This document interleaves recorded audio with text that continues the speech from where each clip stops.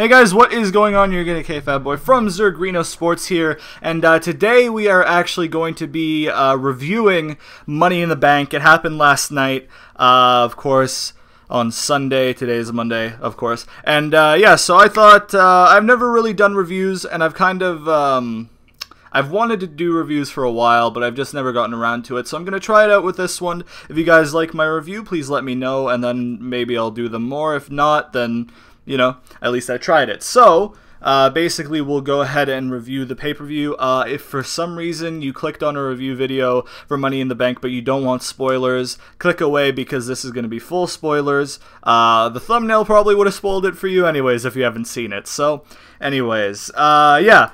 Okay, so we'll start this off with the pre-show, which was basically Golden Truth versus Breezango. I'd prefer if they were called Febreze, personally, but I guess they can't really do that.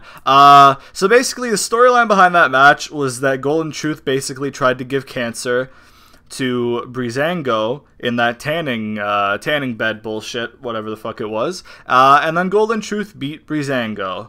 Who gives a fuck? On to the next match. Lucha Dragon, versus the Dudley Boys. Also, who gives a fuck? Lucha Dragons won. I don't understand why Sin Cara got the pin. I'm pretty sure it was Sin Cara, that got the pin in this match. I'm not sure why he got the pin, but yeah, whatever. Okay, on to the main show now.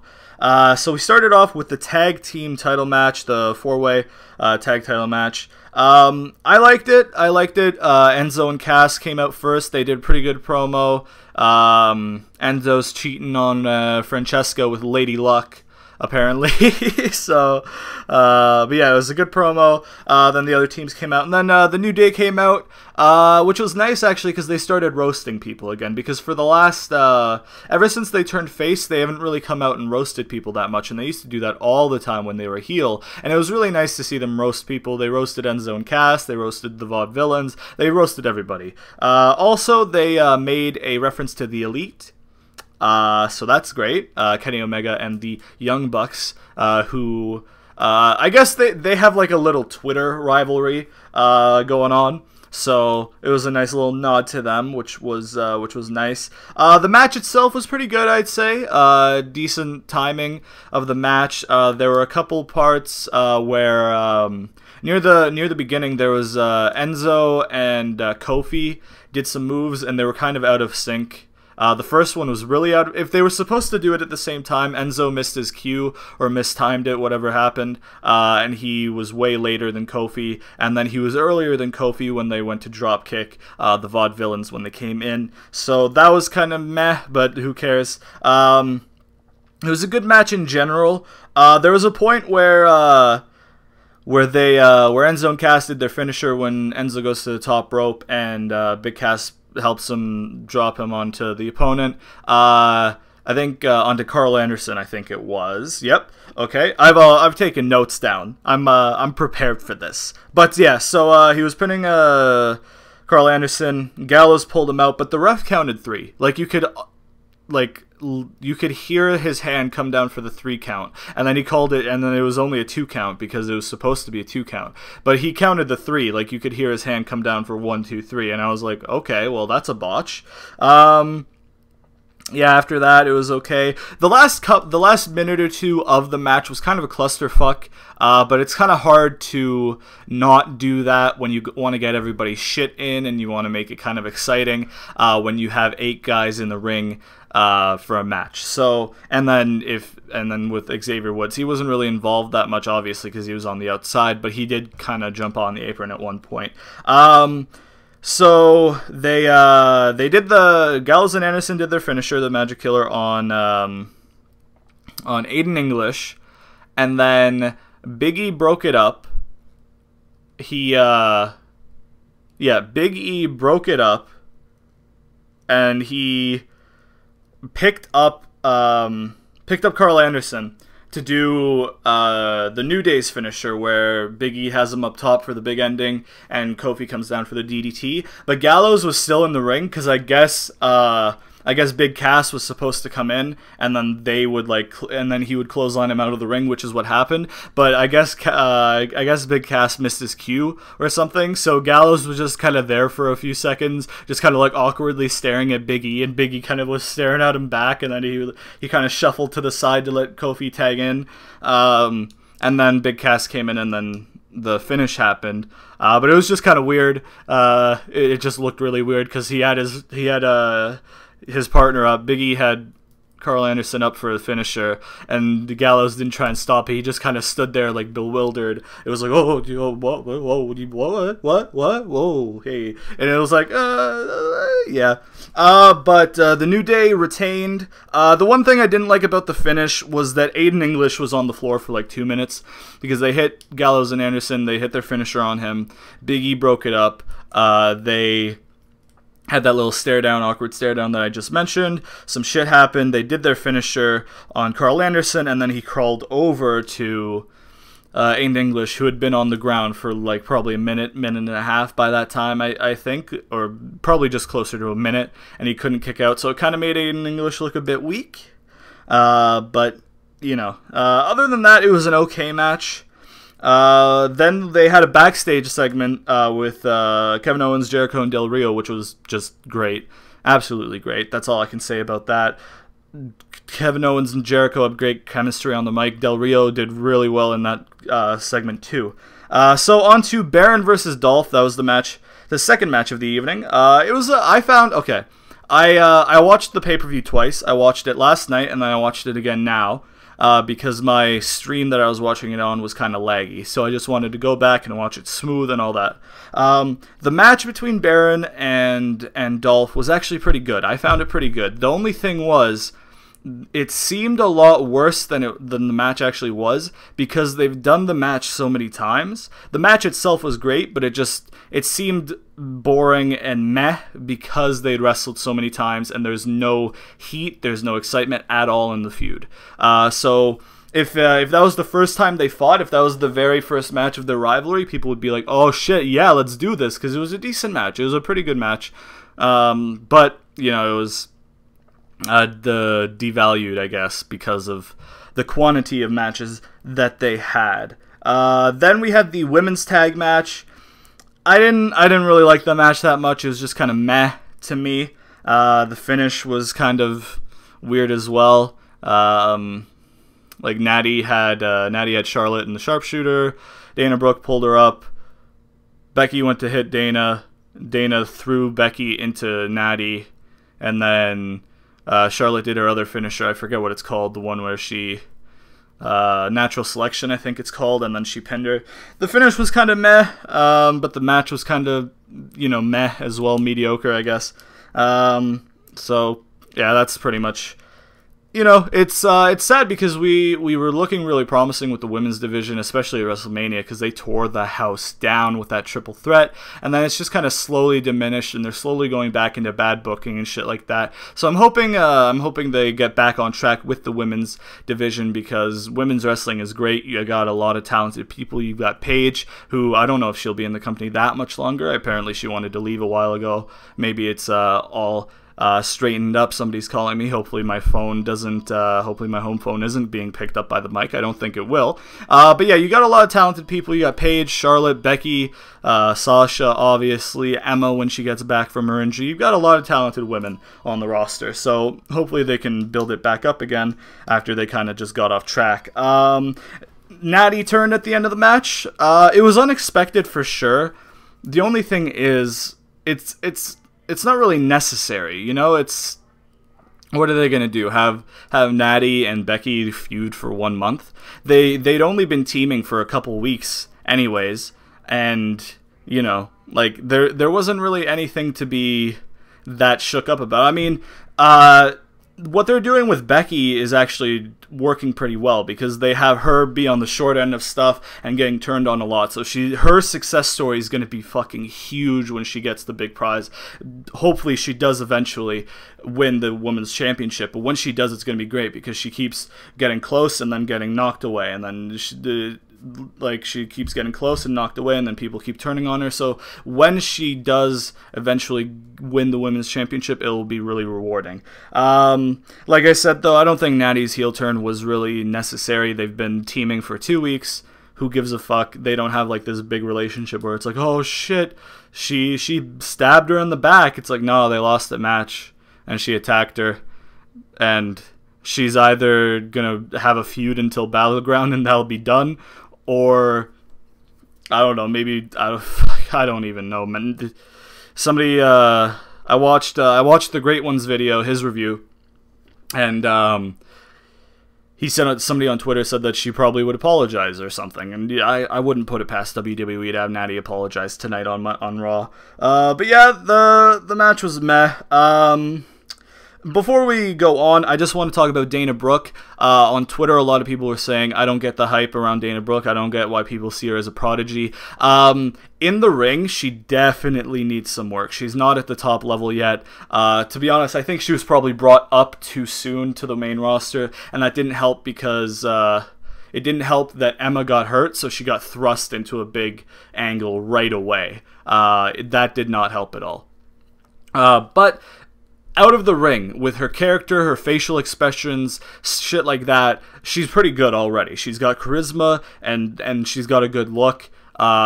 She looks strong, but also she's like attractive. So she like, her look and her charisma and stuff like that are good. It's just in the ring she does need some work. But yeah, like I said, the match was kind of mediocre. I didn't enjoy it too much, but you know what? It might just be me, but I didn't see anything to it. Next, we had Apollo versus Sheamus. It was an okay match. It wasn't bad, but it wasn't anything spectacular. It was just okay. I didn't like the finish.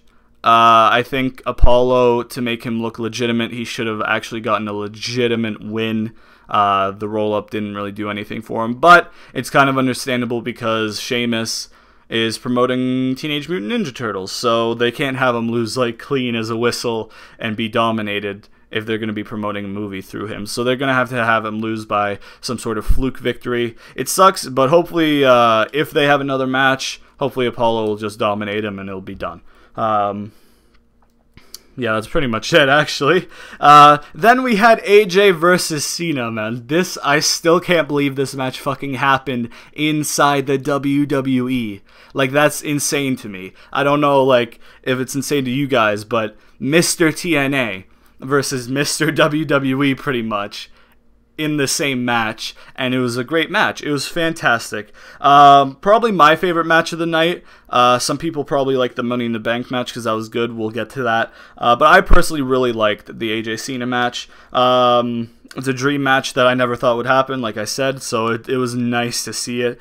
I really liked the psychology and the story told in the match. It was basically AJ can out-wrestle Cena very easily. He's better wrestling, so he can out-wrestle him with ease, and I liked that part of it because it made AJ look like a legitimate threat to Cena, and it made him look good. Because if you have the match and it's back and forth and then Cena's dominating, it's just like, okay, so why are we having this feud? Cena's obviously better, blah blah blah, this guy's nothing, and it would just be done. Plus the whole build was basically, John Cena, you can't beat me, and that is what they did in the match. They showed, like, whatever Cena does, AJ can counter it. He did some sick counters, man. He countered the fucking attitude adjustment into the calf killer, or crusher, whatever.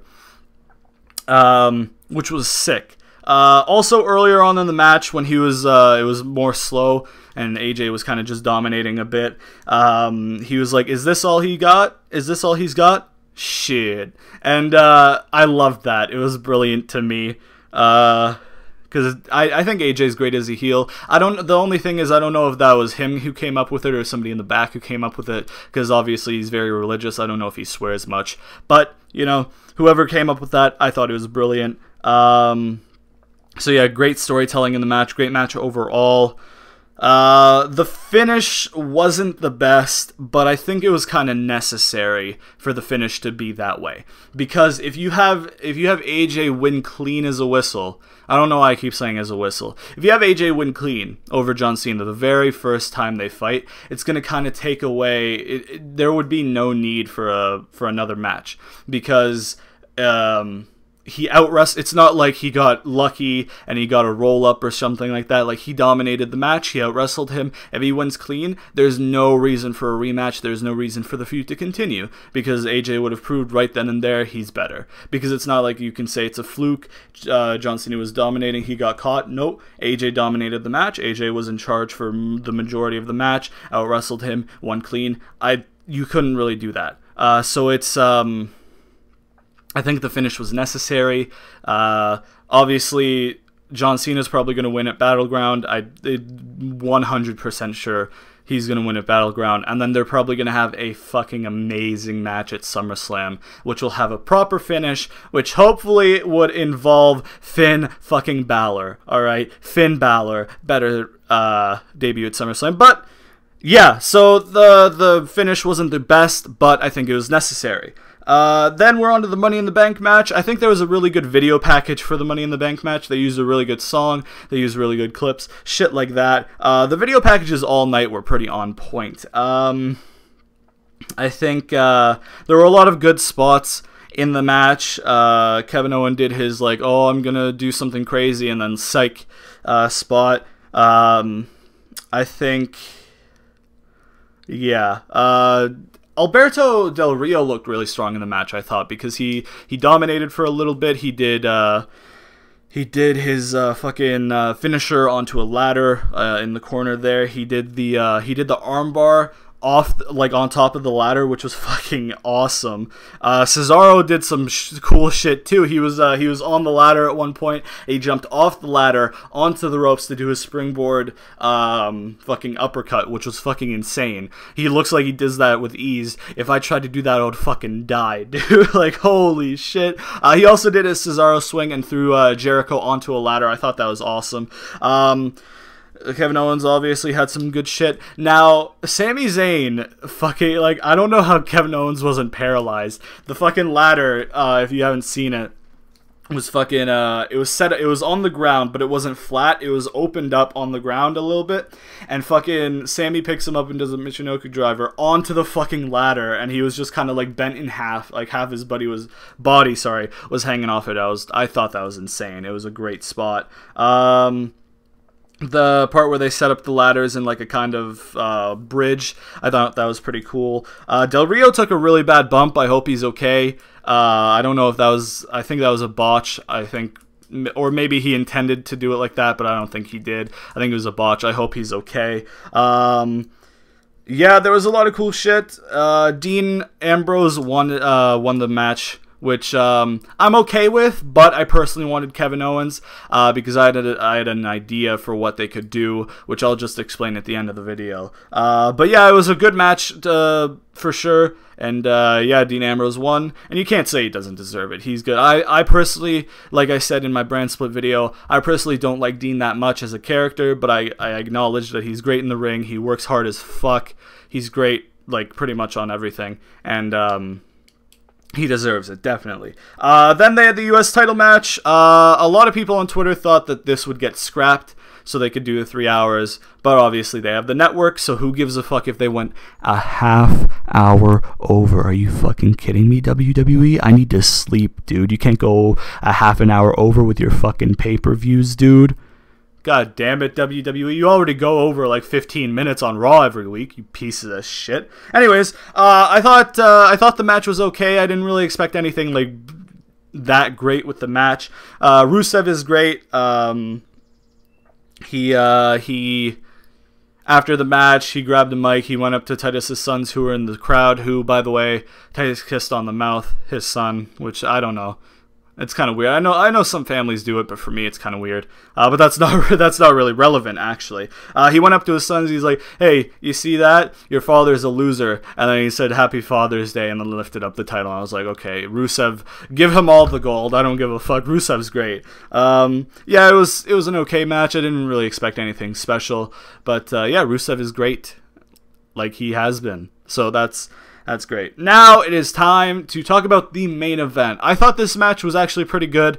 I don't think it was as good as AJ Cena or the Money in the Bank, but it held its own for sure. I really liked this. They did something I didn't think they would do. Rollins wrestled as a face and Roman wrestled as a heel. And obviously they're actually switched. Rollins is supposed to be the heel, Reigns is supposed to be the face, but they wrestled different ways, and I thought that was really interesting that they decided to do that, and it was a welcome change because it was like, okay, this is surprising. WWE's switching it up. It was nice to see. I thought it was a good match, like I said. There was a spot where Roman was gonna spear Rollins through the barricade in the corner there, and he missed, and it looked like a pretty hard bump, but it looked like a cool spot.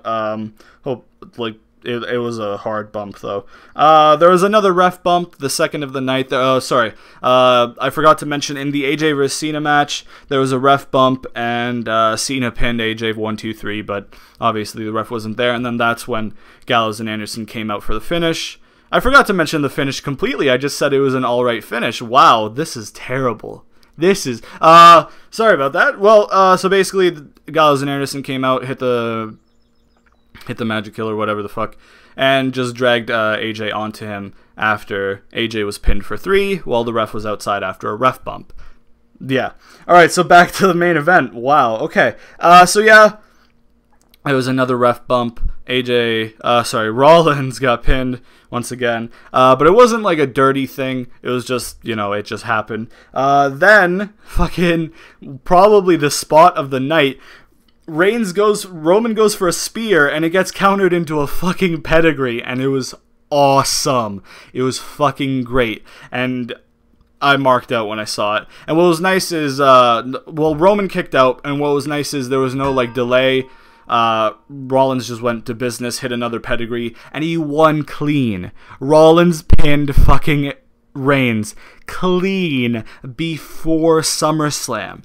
So Roman dropped the title before SummerSlam, which is a fucking shocker. He lost it clean, which is another shocker. And then fucking Dean Ambrose comes out, cashes in the Money in the Bank, and then beats Rollins for it. And then he ends the night as the WWE champion, which is another shocker. So they just swerved us completely, the WWE. They just completely 100% swerved us all. I don't think many people saw it coming that Dean would cash in tonight. They teased it, obviously, but people thought, no, it's probably not going to be that. He's probably going to wait. Because I think everybody was assuming that they'd save the Shield triple threat for SummerSlam, which I think they probably should have, but we'll get to that. So yeah, it was awesome. All 3 members of the Shield held the WWE title in one night, so that's insane. But the finish was insane of the show. Definitely a shock. And yeah, it was a nice surprise to see them swerve us like that. It was new, it was fresh, and yeah. We got what we've been asking for. Everybody was saying, "Oh, it's so predictable. Give us something unpredictable. Shock us." They did twice in a row. Rollins won clean. Ambrose cashed in the same night. Now, when it comes to, by the way, I'd probably give the pay-per-view like a 7 or 8, anywhere between that out of 10. I don't think it was the best Money in the Bank ever. I think that has to go to 2011 for sure. But it was definitely probably 7.5 or 8 I'd give it. I might be being a bit generous. I might be being a bit stingy, but that's probably what I'd give it, 7.5 or 8, roughly. Depending on how you look at the Divas match. Like I said, I thought it was kind of mediocre, a little bit poor. So my rating might be a little bit lower than yours if you thought it was an okay match. Now, what I wanted to happen with the Money in the Bank is I wanted Kevin Owens to win the Money in the Bank match. I wanted him to hold it for a while because Kevin Owens as Money in the Bank holder would be great because he could come out and troll people and it would be fucking awesome. It'd be unpredictable. Now, what I wanted to happen with Dean is I wanted him to win the Rumble and then insert himself into the match between Rollins and Reigns. Obviously, the rivalry between Reigns and Rollins wouldn't go from now till WrestleMania. It would probably get restarted at the Rumble, maybe, or at the pay-per-view beforehand, which I don't know, Fastlane or whatever the fuck it's called. I'd probably have that, and I'd probably have Dean win the title at WrestleMania. He finally wins it on the big stage. I'd have Dean up until Rumble, like have title shots, but always fall a bit short. That's what my plan would have been, and then have Kevin Owens cash in either as soon as the Mania match is over, or wait until Monday and have him cash in on Monday and win the title and just spoil Dean's thing, and then they could have a good feud from it. That's personally what I wanted to happen, but what they did is cool too. I thought, like I said, I probably would have saved the Shield triple threat for WrestleMania, but it looks like they'll probably have it done at SummerSlam. I don't know how they're going to get around not having to do it at Battleground, but I think SummerSlam is a sure thing for the Shield triple threat, which should be a good match, actually. So, yeah, so I thought it was a pretty good, I thought it was a decent, excuse me, I thought it was a decent Money in the Bank. Like I said, 7.5 or 8 out of 10 I'd give it. They kind of put out all the less interesting matches at the beginning because the NBA Game 7 finals, all that bullshit, the basketball was on during the pay-per-view, so I think they tried to save all the good shit until after the game was done. So that's why it was kind of like a slow build to the pay-per-view, and then it kind of just ramped up at the end. But yeah, like I said, it was a good pay-per-view. I enjoyed it. 7.5 or 8 out of 10.